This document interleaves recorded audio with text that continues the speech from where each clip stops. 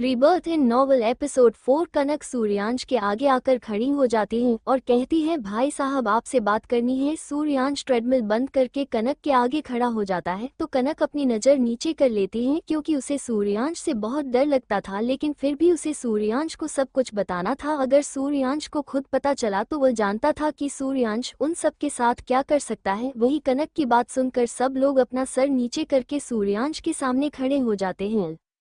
सूर्यांश एक नज़र सबको देखा है और कहता है, अब कौन सी गलती की है तुम सबने, क्योंकि मैं जानता हूँ बिना गलती के तुम लोग सर नीचे करके खड़े होने वालों में से तो बिल्कुल नहीं हो। कनक रहती है, भाई साहब हमारे कॉलेज में एक लड़का है, मोहित नाम है उसका, वह मुझे बहुत परेशान करता है और कल उसने मेरे और गौरी के साथ बदतमीजी करने की कोशिश की, लेकिन आपकी कही अनुसार हमने पूरे कॉलेज में किसी को नहीं बताया। कैमरा खानदान के बच्चे हैं और उसने मुझे धमकी दी है कि अगर मैं कल उसका प्रपोज एक्सेप्ट नहीं किया तो वह मुझे पूरे कॉलेज के सामने बिना कपड़ों के घूमेगा और मेरी इज्जत को नीलाम कर देगा।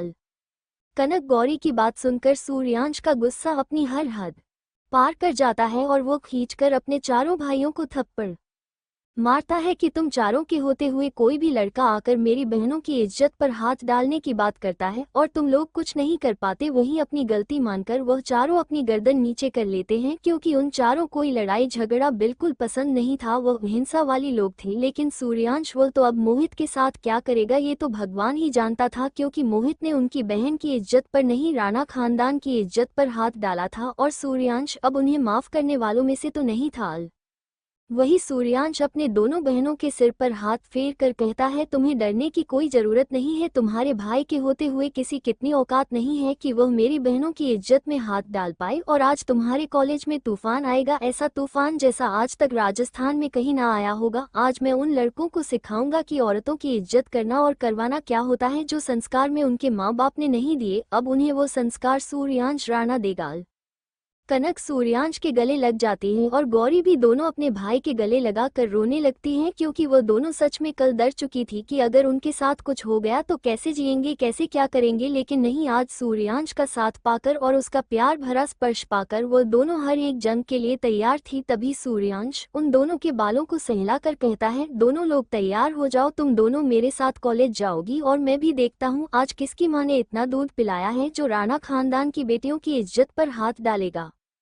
कनक और करी अपने कमरे में चली जाती हैं। वहीं वो चारों अभी भी अपनी गर्दन नीचे करके खड़े थे क्योंकि गलती तो उनकी थी। अगर वो भक्त रहते, अपनी बहनों को प्रोटेक्ट करते तो शायद आज बात सूर्यांश तक नहीं पहुंचती, लेकिन वो चारों तो अपनी ही मस्ती में मस्त रहते थे, उन्हें किसी चीज से कोई मतलब ही नहीं था। इसीलिए कनक और गौरी की बताइए इस बात को ही उन्होंने हवा में आया गया कर दिया कि कॉलेज में ये सब होता रहता है, लेकिन बात इतनी बड़ी और हाथ पर कर चुकी थी, यह बात उन चारों को भी नहीं पता थी। अब जब उन्हें सच पता चला था तो उन चारों को भी खून होता है कि कैसे एक अदनान सा लड़का उनकी बहनों की इज्जत बाहर डाल सकता है।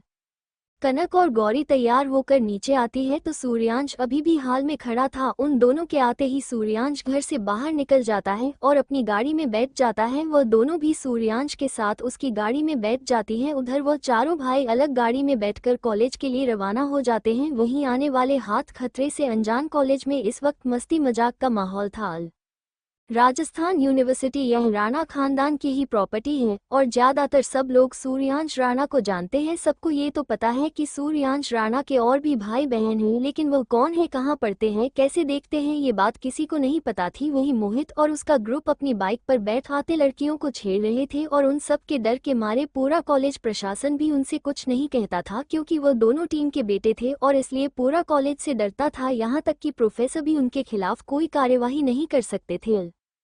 तभी कॉलेज की गेट में एक साथ 30 से 40 गाड़ियां इंटर करती हैं। इतनी सारी गाड़ियों को कॉलेज में आया हुआ देखकर सारे बच्चे शॉक हो जाते हैं। किसी को भी यकीन नहीं हो रहा था कि इतना बड़ा आदमी कौन है जो आज उनके कॉलेज में आया है, जिसके बारे में किसी को जानकारी नहीं। वही सूर्यांश का सेक्रेटरी बाहर निकलता है, उसे देखकर तीन और कॉलेज के प्रोफेसर प्रिंसिपल सब सकते में आ जाते हैं, क्योंकि सब समझ चुके थे कि कॉलेज में आने वाला पैप कोई और नहीं बल्कि सूर्यास्त राणा है, राजस्थान का हुकुम सा और इस यूनिवर्सिटी का मालिक।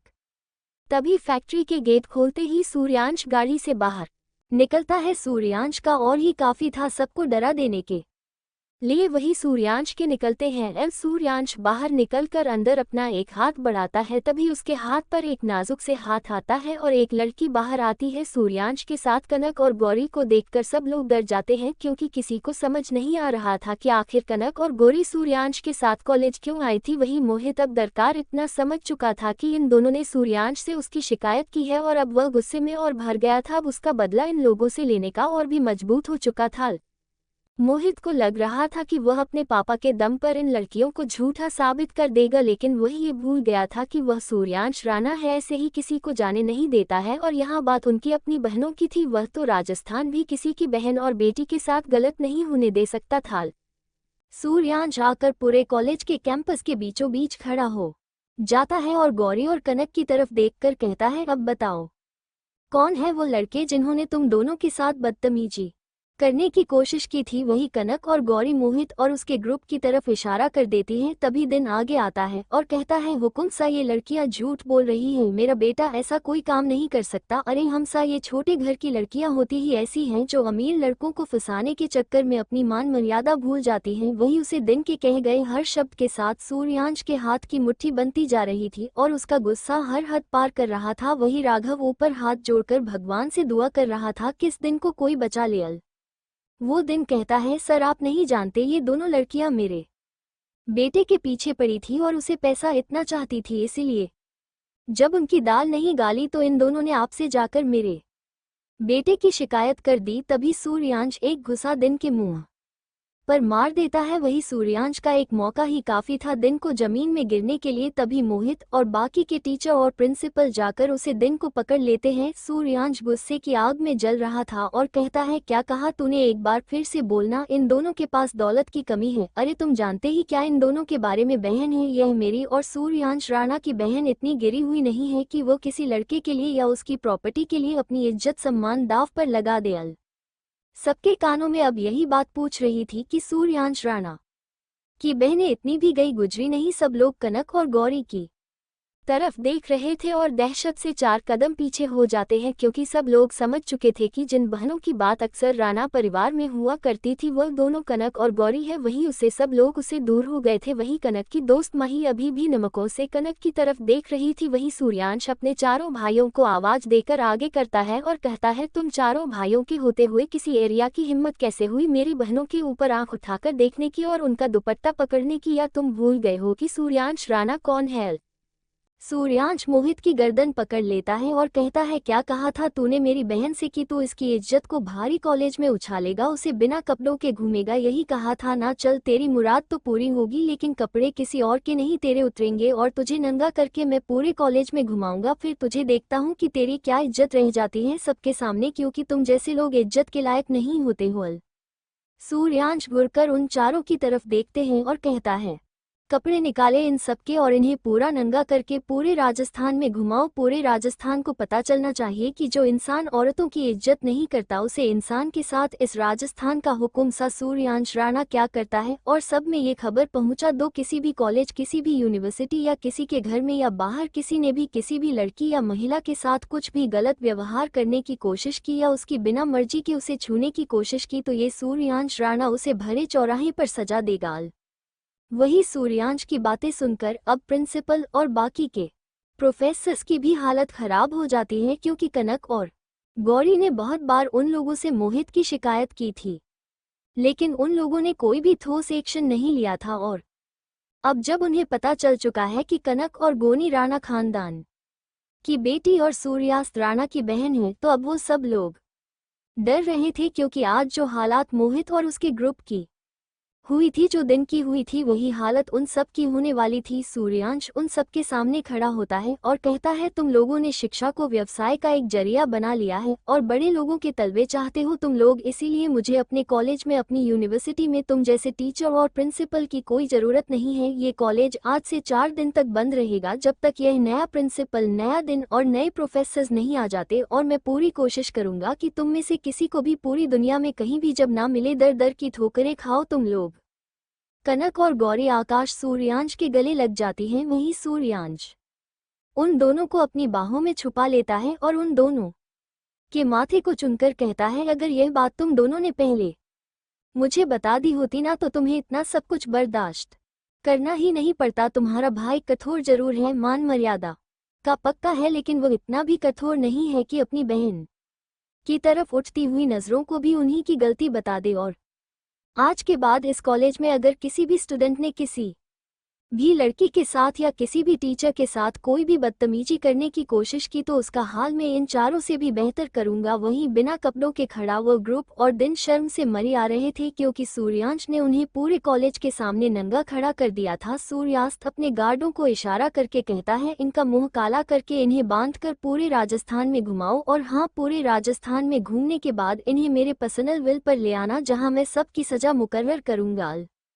सूर्यांश वहां से अपनी गाड़ी में बैठकर निकल जाता है और उसके पीछे उसके सारे बॉडीगार्ड। अब उसे जगह पर वो चारों भाई और कनक और गौरी खड़े थे। वही सब लोग आकर कनक और गौरी से पूछने लगते हैं कि उन्होंने कभी उसे क्यों नहीं बताया कि वो इस राजस्थान के हुकुमसा की बहन है, लेकिन वो दोनों किसी से कुछ नहीं रहती और वहां से चुपचाप घर के लिए निकल जाती है। अभी तो मैं हंगामा घर में होने वाला था, जो कि कनक और गौरी के लिए तो नहीं लेकिन उन चारों के लिए बहुत नुकसानदायक था, क्योंकि अभी तक सूर्यांश ने उन्हें कोई सजा नहीं दी थी और अब घर जाने के बाद उन्हें उनकी सजा मिलने वाली थी। और वो जानते थे इस बार की गलती उनकी माफी के लायक नहीं है, इसलिए घर का कोई भी सदस्य उनकी मदद करने नहीं आएगा, बल्कि वो और उन्हें सजा देने के लिए सूर्यांश को प्रेरित करेंगे।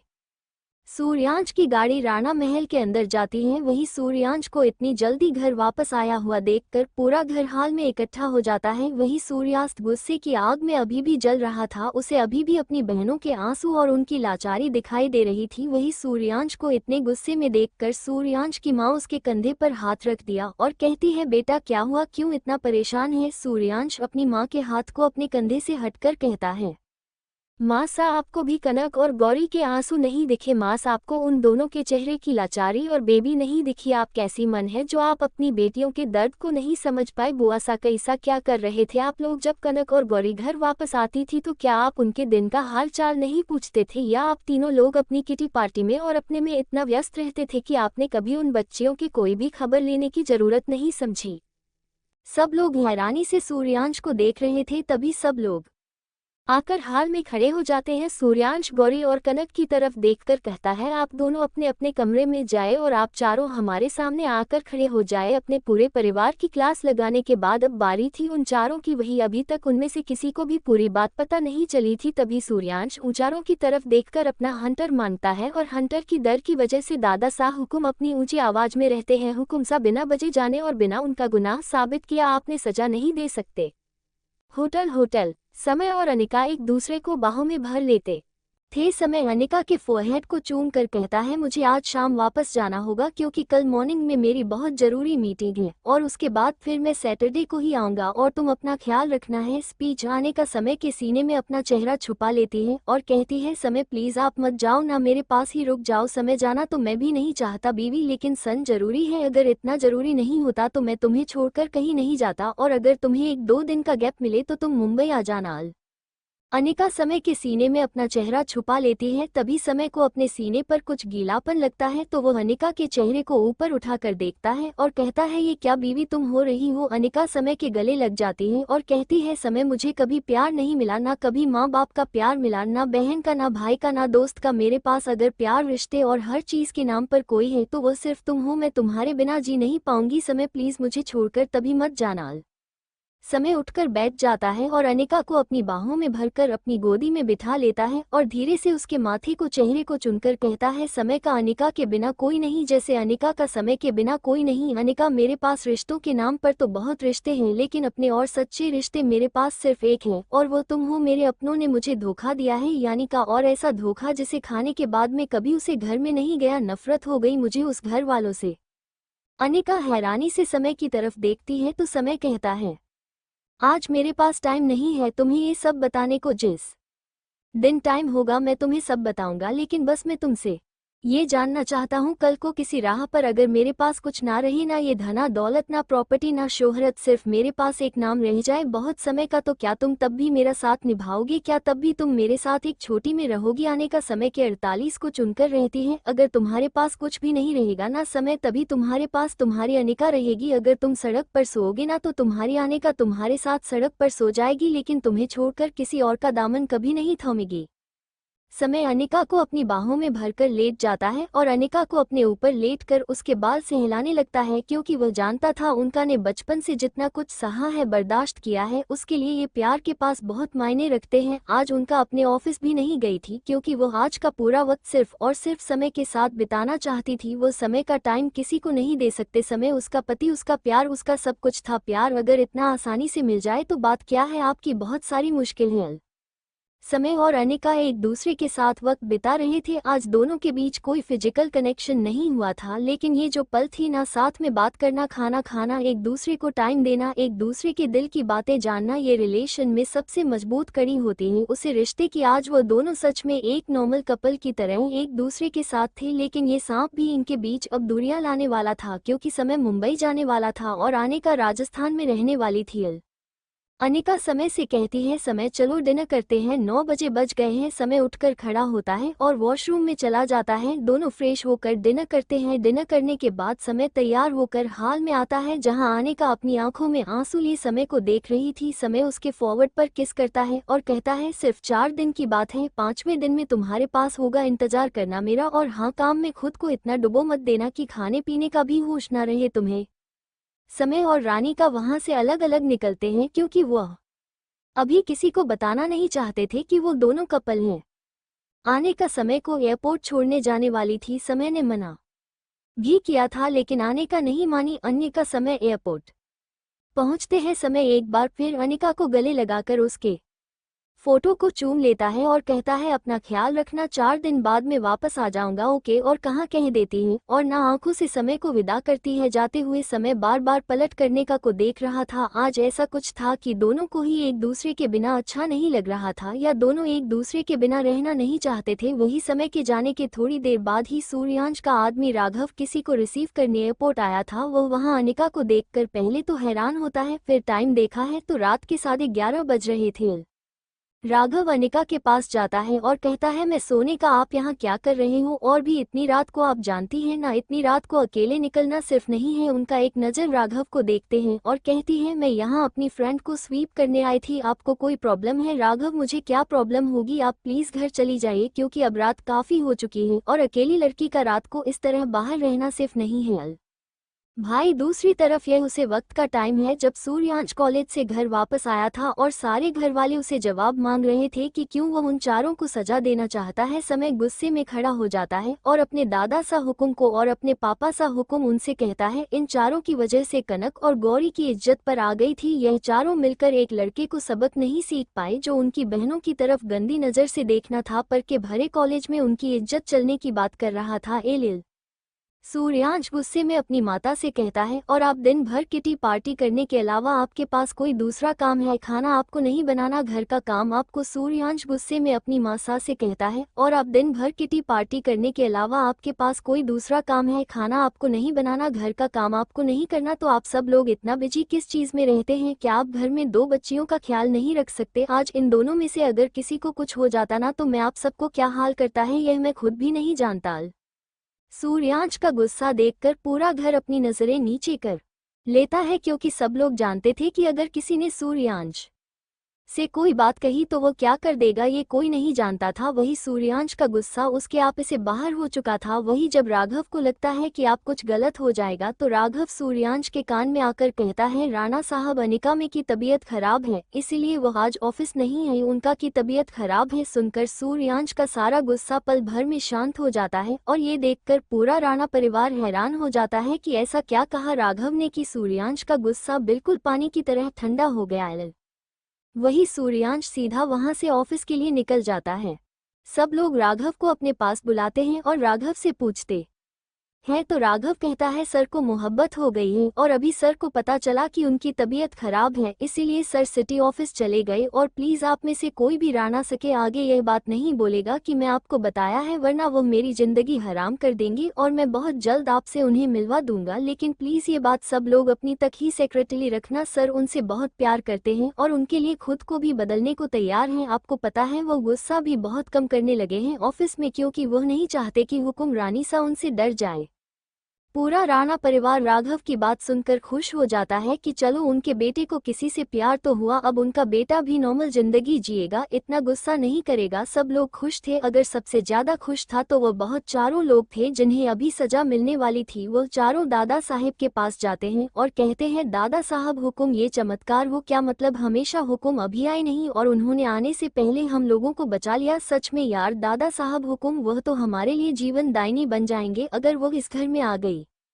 तभी एक कर्कश आवाज पूछता है किस टॉपिक पर बात हो रही है, जरा हमें भी कोई बताएगा। सब लोगों की सिटी पट्टी गुम हो जाती है क्योंकि राणा सा एक बार फिर वापस आ गए थे। सब लोग उनकी तरफ देखकर कहते हैं कुछ नहीं बस ऐसे ही। राणा साहब अपना फोन उठाते हुए कहते हैं आज आप लोगों को छोड़ दिया है, लेकिन अगर आइंदा से ऐसी गलती हुई तो आप सब लोग समझ लीजिएगा कि मैं आप सबके साथ क्या करूंगा, और हाँ इस बात को भूल जाएगा कि कोई भी मेरे गुस्से से आपको बचा सकता है। रात का वक्त उसे वक्त जिस वक्त आने का और राघव की एयरपोर्ट पर थे। राघव अपने फोन से सूर्यांश को मैसेज कर देता है, यानी का इस वक्त एयरपोर्ट पर है। सूर्यांश भी वही था, वो वापस आता है और अनिका के पास खड़े होकर कहता है आप यहाँ इस वक्त आप जानते हैं ना। एक नज़र सूर्यांश की तरफ अच्छी और कहती है राणा साहब बस जाने ही वाले थे, हम अपनी दोस्त को छोड़ने आए थे, अभी निकलते हैं हमारे पास, और वहाँ से निकल जाती है। तभी सूर्यास्त हुई है और कहता है आप अकेले कहीं नहीं जाएंगे, हम आपको छोड़कर आते हैं, चलिए आप हमारे साथ। लेकिन उनका मन कर देती है, लेकिन जो बात मान जाए वो सूर्यांश राणा थोड़ी है। सूर्यांश जबरदस्ती अनिका को अपने साथ ले जाता है। इस वक्त वो निकाह को अकेला नहीं छोड़ सकता था, इसीलिए उसे फ्लैट पर ले जाने के बजाय उसे राणा महल ले जाता है अपने सामने। अनजान रास्ते को देखकर अनिका डर जाती है तो सूर्यांश उसकी तरफ बिना देखे कहता है फिक्र मत कीजिए, आपको अपने घर ले जाना है और हमारे घर में हमारी तो बहाने हैं, मन है, दादी है, काकी सा है और हमारी बुआ सा है, हमारी पूरी फैमिली रहती है। माँ आप फिक्र ना करें, आपके चेहरे को देखकर हमें ऐसा लग रहा है कि आप इस वक्त बहुत उदास हो, इसलिए उनका कुछ नहीं रहती, क्योंकि सच में वो समय के जाने से उदास थी। वहीं आने का अपना फ़ोन निकाल कर समय को मैसेज करती है तो समय भी उसका तुरंत रिप्लाई देता है कि वो बस थोड़ी देर में मुंबई पहुंच जाएगा। आने का मैसेज के जरिए समय से बात कर रही थी। वहीं सूर्यांश अपनी टेढ़ी नज़रों से अनिका को देख रहा था। थोड़ी देर में राणा सा की गाड़ी अपनी महल के आगे रुकती है और वो बाहर निकालकर अनिका का गेट खोलते हैं, उनका भी बाहर निकलती हैं। वहीं अपने अपने कमरों के खिड़कियों पर खड़ा पूरा परिवार यह नज़ारा देख रहा था जो सूर्यांश राणा किसी के लिए रुकता नहीं था, आज भी एक लड़की के लिए गेट खोल रहा था। और जब उनका बाहर निकलती है तो अनिका की खूबसूरती में पूरा परिवार हो जाता है। अनिका थी इतनी खूबसूरत। अनिका बाहर निकालकर सूर्यांश से कहती है आपको इतनी परेशान करने की जरूरत नहीं थी मिस्टर राणा, मैं फ्लैट पर चली जाती। सूर्यांश अनिका को अंदर आने का इशारा करता है और सर्वेंट से कहकर उसके लिए काफी बना है। वहीं अब पूरा परिवार हॉल में इकट्ठा था। अनिका कौन सबको देखकर खड़ी हो जाती है और सबको हाथ जोड़कर नमस्ते करती है। अनिका का पहनावा देखकर दादी सा, दादा समसा, बाबा साहब, काका काकी हुआ और सारे बच्चे बहुत खुश हो जाते हैं, क्योंकि आने गाने इस वक्त एक अनारकली सूट पहना हुआ था और वह का बहुत खूबसूरत लग रही थी। तभी अनिका का फोन बजने लगता है। अनिका अपने फोन पर चमक रहे नाम को देखकर खुश हो जाती है और जल्दी से कॉल उठा लेती है। तभी समय कहता है कहाँ हो आप? अनिका हम कहाँ होंगे, घर पर ही तो है। समय अच्छा तो आपको नींद नहीं आ रही? अनिका नहीं, हमें बिल्कुल नींद नहीं आ रही और आप बस हम तैयार होकर मीटिंग में जा रहे हैं। लेकिन इतनी रात में कौन सी मीटिंग होती है, अब क्या करें, अब जल्दी जल्दी काम खत्म करेंगे तभी तो आपके पास आएंगे। अनिका समय की बात सुनकर मुस्कुराने लगती है। सब लोग अनिका की तरफ देख रहे थे। तबीयत का समय से कहती है आप जल्दी ये पना मीटिंग खत्म करके आए, फिर हम लोग वीडियो कॉलिंग पर बात करते हैं। ल समय कुछ नहीं कहता और बाई कर कॉल कट कर देता है। सब लोगों के पास आती है और कहती है आप मुझे इजाज़त दीजिए, क्योंकि मुझे अपने फ्लैट पर ही अच्छा लगता है। मैं हमेशा से अकेली रही हूँ, इसलिए मुझे फैमिली के बीच अजीब सी बेचैनी होती है। आई एम सो सॉरी, मेरी बातें आपको बुरी लग रही हूँ, लेकिन मैं हमेशा से जब से जन्म हुआ है तब से मैं अकेले ही रही हूँ। ऐसा नहीं है दादी कि मेरे पास फैमिली नहीं थी, मेरे पास बहुत बड़ी फैमिली थी लेकिन उसे फैमिली में मेरे लिए जगह नहीं थी, इसीलिए मुझे कमरे में बंद करके रखा जाता था और आप मुझे अकेले रहने की ही आदत है। सूर्यांश की तरफ देखकर कहती हैं, मिस्टर राणा क्या आप मुझे मेरे फ्लैट तक छोड़ देंगे? सूर्यांश कुछ कहता है, तब तक हाल में एक भारी आवाज पूछता है। सब लोग उसे तरफ देखते हैं तो ये बात दादाजी की थी। दादाजी कहते हैं चली जाएगा, लेकिन पहले आप जाकर फ्रेश हो जाइए, नाश्ता कीजिए, उसके बाद जाएगा, हम आपको नहीं रोकेंगे। अब अनिका कुछ नहीं बोल पाती हैं, वो हमें अपनी गर्दन हिला देती है। कनक और गौरी अनिका के साथ अपने कमरे की तरफ बढ़ जाते हैं। मुझे कमरे में पहुंचते हैं अपने कपड़े बढ़ा देती है तो अनिका भी बिना किसी आर्ग्यूमेंट के कपड़े लेकर वॉशरूम में चली जाती है। वही अनिका की वॉशरूम में जाने के बाद गौरी भागकर कनक के गले लग जाती है और कहती है, भाभी मुझे बहुत पसंद आई करना, सच में है ना? और सबसे अच्छा वो एकदम साफ बोलने वाली है, भाई की तरह। वह चापलूसी वाली लड़की नहीं है ना, जैसे जब भी भाई के लिए कोई रिश्ता आता है वो लड़कियां होती हैं। गौरी के सिर पर हाथ रख कर रहती हैं। लेकिन तुमने जो चीज गौर नहीं की गौरी, वह मैंने की है। उनके फोन पर जब कॉल आया था ना तो उसे पर हॉट बने हुए थे और वह उनसे इतने प्यार से बातें कर रहे थे। अगर उनके दिल में पहले से कोई और है तो वहां पर भाई साहब कभी नहीं हो सकते।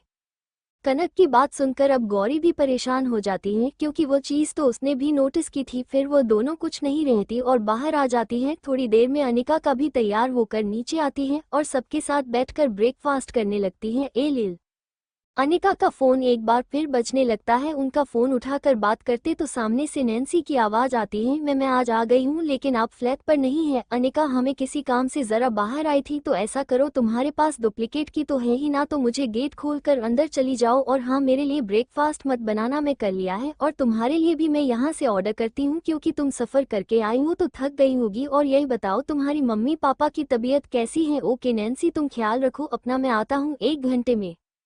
सूर्यांश समझ जाता है कि जिसका फोन आया था वो कोई और नहीं बल्कि नैन्सी थी, क्योंकि उसे पता था कि वह अपने कलीग्स का कितना ख्याल रखती है, इसीलिए उसने कुछ नहीं कहा। सब लोग अपना ब्रेकफास्ट करते रहे। तभी एक बार फिर अनिका के फ़ोन पर वाइब्रेशन हुआ। अनिका मैसेज खोलकर चेक करती है। इसमें समय का मैसेज आया था, टाइम से ब्रेकफास्ट करना और हाँ लंच भी करना, और लंच के बाद मैं तुम्हें कॉल करूँगा। ओके, अभी मेरी मीटिंग चल रही है, और हाँ ज़्यादा तली हुई चीज़ मत खाना वरना आगे हमारे पेरेंट्स बनने में प्रॉब्लम हो जाएगी। ओके जान, आई लव यू। मैसेज पढ़कर मुस्कुरा देती है।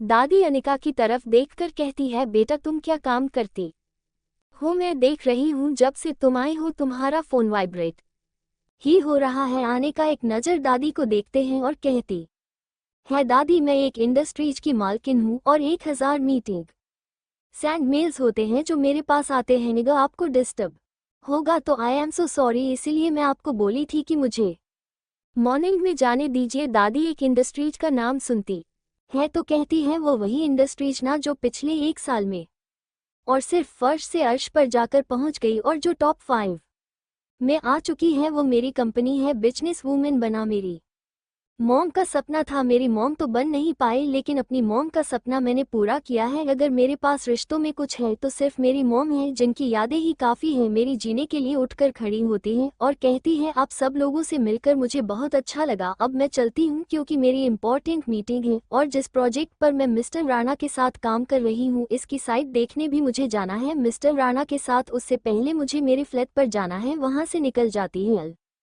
सूर्यांश जाती हुई अनिका को बहुत गौर से देख रहा था। तभी अनिका भाग करती है और वो ऊपर कमरे में चली जाती है। किसी को कुछ समझ नहीं आता, लेकिन कनक और गौरी उसके पीछे जाती हैं। जब वो बाथरूम से बाहर आए तो उसके हाथ में मंगलसूत्र था। मंगलसूत्र को देखकर उन दोनों की आंखें हैरानी से बड़ी हो जाती हैं। वो दोनों अनिका की तरफ देखते हैं तो अनिका रहती है, मेरी शादी हो चुकी है, यह मेरे पति की निशानी है जो मैं गलती से बात करना भूल गई थी, और मैं भी नहीं चाहती आप ये बात अपने घर में किसी को भी बताएं। ओके, और वहां से निकल जाती है क्योंकि उसने अपना मंगलसूत्र बात करते हुए अपने गले में पहनकर उसे अपने कपड़ों के अंदर छुपा लिया था।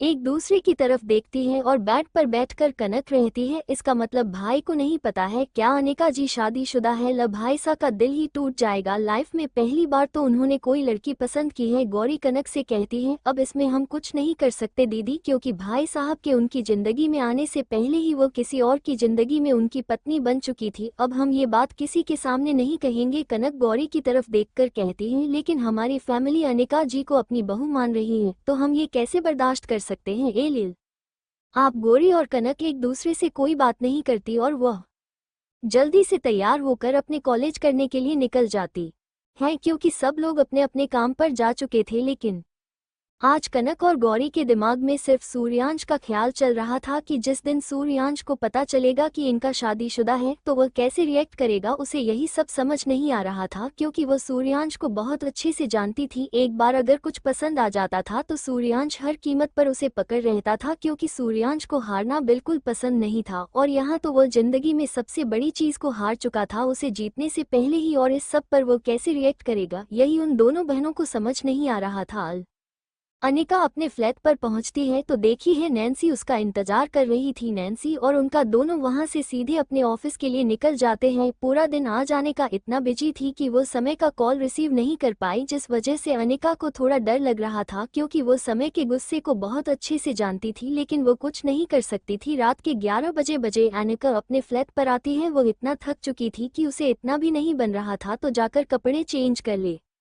नैन्सी ने जबरदस्ती उसे डिनर बाहर ही कर दिया था, वरना वो तो डिनर भी ना करती। अपने कमरे में जाकर थोड़ी देर लेती है, फिर उठकर वॉशरूम चली जाती है और पानी टब में भरकर उसमें बैठ जाती है। पानी में बैठने के बाद अब उसे अपनी बॉडी थोड़ी रिलीज महसूस हो रही थी। तभी अचानक से अनिका का फोन बजने लगता है। आने का फोन उठाकर देखती है तो उसे पर समय का वीडियो कॉल आ रहा था। अनिका का समय का वीडियो कॉल उठा लेती है। एलिल अनिका को अपने सामने इस हालत में देखकर समय की आंखें बड़ी हो जाती हैं और समय कहता है, ये रात के 11:30 बजे, नहाने का कौन सा टाइम है? अपनी आंख बंद की हुई रहती है। मैं क्या करूं समय, बहुत थक गई हूं। आज अब तुम यहाँ होते ना तो मेरा सारा काम तुम करते थे, अब तुम तो यहाँ हो नहीं तो मुझे सब कुछ एडजस्ट करना पड़ रहा है। एलिल समय अनिका की तरफ देखा है और कहता है, क्यों इतना स्ट्रेस ले रही हूँ, खुद को थोड़ा रिलीफ करो ना। और हाँ, ये फालतू कि बकवास करने की जरूरत नहीं है। और इतनी रात तुम ठंडे पानी से नहा रही हो, तुम्हारी तबीयत खराब हो जाएगी ना। चुपचाप से कमरे में जाओ और सो जाओ, मैं तुम्हें कॉल करता हूँ। अनिका बेमन से उठती है। अनिका को इस तरह अपने सामने देखकर समय की हालत खराब हो जाती है, लेकिन वह जानता था अभी वो कुछ नहीं कर सकता, इसीलिए उनके कमरे में जाकर समय की एक शर्ट पहनकर सो जाती है। उसने अभी भी वीडियो कॉल चालू रखा हुआ था। वही समय भी अनिका को देखते देखते अपनी आंखें बंद कर लेता है और दोनों गहरी नींद में चले जाते हैं। नेक्स्ट मॉर्निंग जब समय की आंख खुलती है तो देखा है अनिका अभी भी सोए हुए थी। अनिका को देखकर वह अपना फोन चार्जिंग में इस तरह से लगता है तो उसे अनिका का रूम और अनिका साफ दिखती रहे और अनिका को उसका रूम और उसे कमरे में कुछ भी करता समय दिखता रहे। तभी अनिका की नींद खुलती है। वह सामने देखती है तो समय बिना कपड़ों के खड़ा था और कबर्ड में से अपने कपड़े निकाल रहा था। ढीला होने की वजह से उसका टॉवल नीचे गिर जाता है। एलिल आंखें बड़ी हो जाती है। अब अनिका का गला सूखने लगता है। वह उठकर बैठी है और कॉल कट करके बाथरूम में जाकर तैयार होती है और वहां से गाड़ी लेकर निकल जाती है। अनिका सूर्यांश को कॉल करती है और कहती है, मिस्टर राणा, मैं एक हफ्ते तक ऑफिस नहीं आऊंगी, आप यह एक हफ्ता मैनेज कर लीजिएगा क्योंकि मेरी मॉम की बरसी है और मुझे वापस जाना है और आप प्लीज ये प्रोजेक्ट डिले मत कीजिएगा। बरसी वाली बात सुनकर सूर्यांश कुछ नहीं कहता क्योंकि इस वक्त सूर्यांश खुद इतना बिजी था। एयरपोर्ट आती है, मुंबई के लिए निकल जाती है। वहीं मुंबई में समय जब फोन की तरह देखा है तो फोन कर चुका था। समय को लगता है कि उसका फोन डिस्चार्ज हो गया होगा इसलिए कट गया। वही समय तैयार होकर ऑफिस के लिए चला जाता है। अनिका 4-5 घंटे में मुंबई पहुंच जाती है। पहले वो मंदिर जाकर अपनी माँ की बरसी करती है और फिर शाम को वो समय के घर चली जाती है। अभी तक समय घर नहीं आया था इसीलिए अनिका अपने कमरे में जाकर बात लेकर बेड पर लेट जाती है। उसे पता ही नहीं चलता कब उसकी आंख लग जाती है। अनिका की नींद खुलती है तो वो देखी है कमरे में समय मौजूद था लेकिन वो उसे पर बिल्कुल ध्यान नहीं दे रहा था। वो समय को आवाज देती है तो समय पीछे पलटकर की तरफ देखा है और कहता है, मुझे पता है अभी मैं तुम्हारे पास आऊंगा तुम गायब हो जाओगी, इसीलिए मैं तुम्हारे पास नहीं आऊंगा। जैसे तुम मेरे साथ इसी तरह रहो। समय की बात सुनकर अनिका हंसने लगती है। वो अचानक से बेड से समय के ऊपर कूद जाती है। एलिल समय हड़बड़ा कर अनिका को पकड़ लेता है लेकिन जब समय को अनिका फील होती है तब जाकर उसे समझा जाता है कि अनिका सच में उसके पास है। समय एकदम से अनिका के होठों को अपने कब्जे में ले लेता है और शिद्दत से उन्हें चूमने और काटने लगता है। अनिका पूरा साथ दे रही थी समय का। समय अपना सारा प्यार एक फीलिंग्स को अनिका के साथ फुल कर रहा था। उसे विश्वास ही नहीं हो रहा था यानिका उससे मिलने राजस्थान से मुंबई आ सकती है। वही समय अनिका को अभी भी अपनी बाहों में ऐसे ही होल्ड किया, उसके होठों को शिद्दत से चूम रहा था। वक्त के साथ साथ वो और भी ज्यादा वाइल्ड होता जा रहा था। तभी समय को एहसास होता है कि अनिका को सांस लेने में प्रॉब्लम हो रही है। तब जाकर समय अनिका के होठों को छोड़कर उसके गर्दन में अपना चेहरा छुपा लेता है।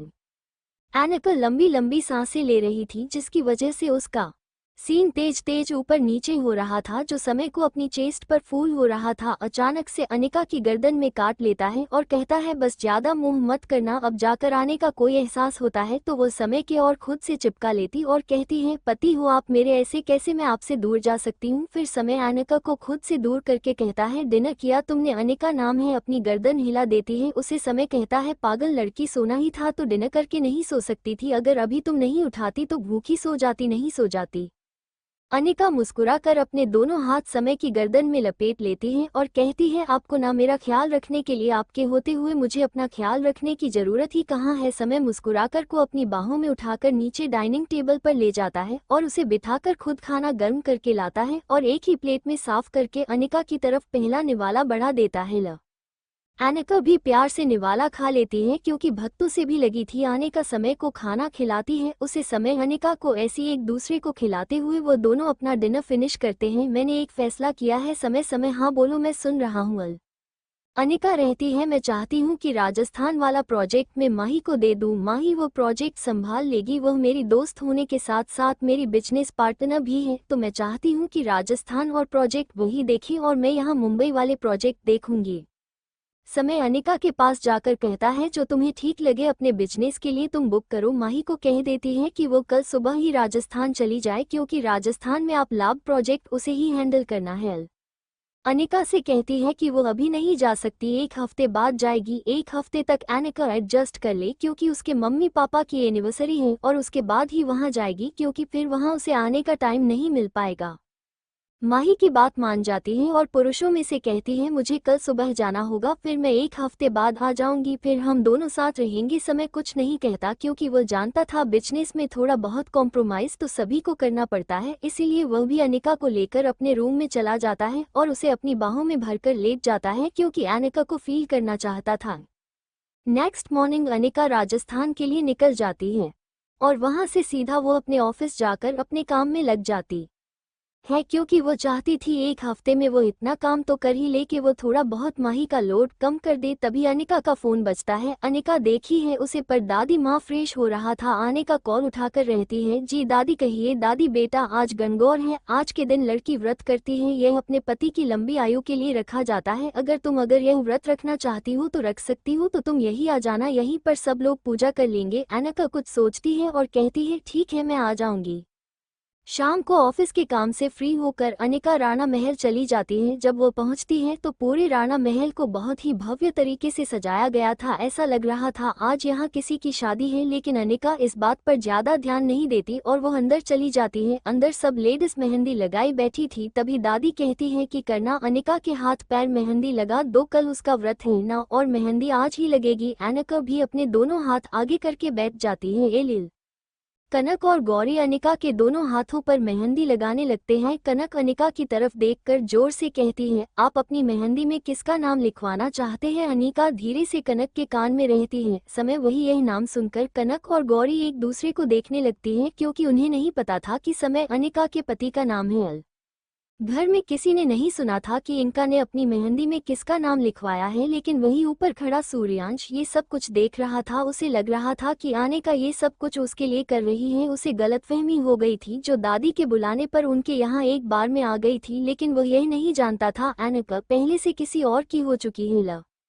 रात हो जाती है और सब लोग अपना अपना डिनर करके कमरे में सोने चले जाते हैं। कमरे में जाने के बाद अनिका का फोन बजने लगता है। अनिका फोन उठाकर वीडियो कॉल पर बात करने लगती है और समय को अपने हाथ की मेहंदी दिखाई है। समय अनिका की मेहंदी में अपना नाम देखा है, खुश हो जाता है और उनका उसे रहती है, कल मेरा गणगौर का पहला व्रत है और मैं चाहती हूँ आप कल मेरा व्रत खुल रहा है। समय कहता है, क्या तुम राणा फैमिली के सामने हमारे रिश्ते को जाहिर करना चाहती हो? अनिका, हाँ, ये लोग मुझे अपने लगते हैं और मैं अपने रिश्ते को इन लोगों के सामने जाहिर भी कर दूंगी ना, तभी मुझे कोई परेशानी नहीं है। समय ओके कह देता है। बात करते करते ही सो जाती है। जब कनक अनिका को देखने आती है तो देखी है अनिका का फोन चालू था। जब वो उनका के फोन पर देती है तो वहाँ एक लड़का अनिका की तरह आंख बंद करके सोया हुआ था। कनक समझ जाती है कि अनिका पति समय है। एलिल वो अनिका के फोन को ऐसे ही छोड़कर वहां से बाहर चली जाती है और जब अपने कमरे में आती है तो गौरी कनक की तरफ अच्छी है तो कनक रहती है बस भाई सा ये समझ जाए कि अनिका दीदी उनकी नहीं है, क्योंकि अनिका दीदी अपने हस्बैंड से बहुत प्यार करती हूँ। अभी मैं देख कर आए दोनों बात करते करते ही सो गए थे और एक दूसरे को महसूस कर रहे थे। अब ये तो भाई साहब के ऊपर डिपेंड करता है कि वो कैसे रिएक्ट करते हैं। फिर वो दोनों भी सो जाते हैं। नेक्स्ट मॉर्निंग पूरे राणा महल में जोर जोर से आज के व्रत की तैयारी चल रही थी। पूरे दिन ऐसे ही चलता है। शाम को सब लोग तैयार होने अपने अपने कमरे में चले जाते हैं। दादी का लाया हुआ जोड़ा दादी अनिका को देता हूँ, लेकिन जोड़ा नहीं पहनती क्योंकि समय ने उसको पहले ही एक जोड़ा भिजवा दिया था। अब वह अपने पति का दिया हुआ जोड़ा पहनकर दादी का दिया हुआ। अनिका तैयार होकर जब बाहर आती है तो सबकी नजरें अनिका पर ही अटक जाती हैं, लेकिन दादी का चेहरा उदास हो जाता है क्योंकि अनिका दादी का दिया हुआ जोड़ा नहीं पहना था। लेकिन दादी कुछ नहीं रहती, अनिका को नीचे आता हुआ देखकर ही खुश हो जाती हैं और अपनी पूजा करने बैठ जाते हैं। अपनी पूजा करने के बाद बाहर आती है जहां सब लोग शाम को देखकर अपने अपने पति का चेहरा देखकर व्रत खुला रही थी, लेकिन समय अभी तक नहीं आया था, इसलिए अनिका अभी भी उसका इंतजार कर रही थी। पूरे राणा परिवार ने अपना व्रत खोल लिया था, लेकिन अनिका अभी भी वैसे ही गार्डन में बैठी थी। सूर्यांश अनिका के पास आता है और कहता है, ये लीजिए पानी पी लीजिए, यह मिठाई खा लीजिए, क्योंकि पूजा आप कर चुके हैं तो आप व्रत भी खोल लीजिए। उनका एक नज़र सूर्यांश को देखते हैं और कहती है, नहीं मैं भी व्रत नहीं खोलूंगी। लेकिन सूर्यांश जबरदस्ती उसे पानी पिलाने की कोशिश करता है। तभी एक हाथ जाकर सूर्यांश के हाथ को पकड़ लेता है। वही पूजा में आए हुए सारे लोग सूर्यांश की तरफ देख रहे थे। तभी किसी का सूर्यांश का हाथ पकड़ना देखकर सब लोग सत्य में आ जाते हैं। जब सूर्यांश पीछे पलट कर देता है तो उसके पीछे समय खड़ा था। समय को देखकर सूर्यांश हैरान हो जाता है, लेकिन उसे कुछ समझ नहीं आया था। वही समय को आया हुआ देखकर उनका खुशी से समय के गले लग जाती है और कहती है, अपने आने में इतनी देर क्यों कर दी। पूरे परिवार को और सूर्यांश को भी समझ नहीं आ रहा था कि अनिका समय के आने से इतना खुश क्यों है। समय और राणा परिवार का एक रिश्ता था जिसके बारे में अभी तक अनिका नहीं जानती थी। मैं जब आ रहा था ना तो एक आदमी का एक्सीडेंट हो गया था। मैं उसे अस्पताल छोड़ने गया, फिर वहां उसका इलाज हुआ, वो ठीक था। तुम्हें पता है उसकी बीवी मुझे भर भारद्वाज दे रही थी और कह रही थी कि मैं जिस भी शादी करूंगा ना वो बहुत किस्मत वाली होगी। सुनकर मुस्कुराने लगती है। तभी आने का समय को लेकर वहां आती है जहां पूजा हो रही थी। उनका समय को खड़ा करके चलने से समय का चेहरा देखकर चांद को देखते हैं। वहीं गैस देकर सब लोग दंग रह जाते हैं। किसी को भी समझ नहीं आ रहा था। वही सूर्यांश की आंखों में आग जल रही थी। समय की आरती करके उसके पैर छूती है। तभी समय उसकी थाली में से थोड़ा सा सिंदूर लेकर उसकी मांग भर देता है। ये देखकर दादी अपने मुंह पर हाथ रख लेती है और पूरा परिवार शक्ति में आ जाता है। सुबह गौरी और कांच को छोड़कर, क्योंकि उन दोनों को तो पता ही था कि आने का शादीशुदा है, लेकिन समय कौन है यह वह नहीं जानती थी। समय मिठाई खिलाकर अनिका को पानी पिलाता है। तभी सूर्यांश जाकर अनिका का एक हाथ पकड़ लेता है और कहता है, यह आप क्या कर रही हैं। यह व्रत कुंवारी लड़कियां अपने लिए करती हैं, किसी और के लिए नहीं। अनिका अपना हाथ सूर्यास्त के हाथ से छुड़ाकर रहती है। यह व्रत मैं अपने पति के लिए किया था और समय मल्होत्रा मेरे पति हैं और अपने पति के हाथों से व्रत खुलवाना कोई बुरी बात तो नहीं है। यहाँ दादी सा आंटी जी सबने अपने पतियों से बात करवाया है। पति सब सुनकर सूर्यांश के ऊपर एक बिजली गिर जाती है। तभी आने का समय का हाथ पकड़कर उसे सबके सामने लाती है और कहती है, दादी यह मेरे पति है। समय उनके लिए व्रत किया था। मैं यहाँ सिर्फ इस प्रोजेक्ट के लिए आई, वरना मैं अपने समय को छोड़कर कहीं नहीं जा सकती। अनिका के चेहरे पर हाथ रखकर कहता है, तुम जाकर अपना सामान लिया, उसके बाद हम लोग घर चलते हैं। उनका हाँ बोलकर घर के अंदर चली जाती हैं। वही दादी जाकर समय के चेहरे पर हाथ रखकर रहती है। इतने साल बाद आया है समय दादी का हाथ अपने चेहरे से हटा देता है और कहता है, मैं यहाँ आप लोगों के लिए नहीं बल्कि अपनी बीवी के लिए आया था, क्योंकि मेरी बीवी ने मुझे बुलाया था, वरना मैं आपकी दहलीज पर कभी कम न रखना। मैं उसे इतनी मोहब्बत करता हूँ कि उसके लिए मैं कुछ भी कर जाऊँ, तो इस घर की दहलीज पार करना कोई बड़ी बात नहीं थी मेरे लिए।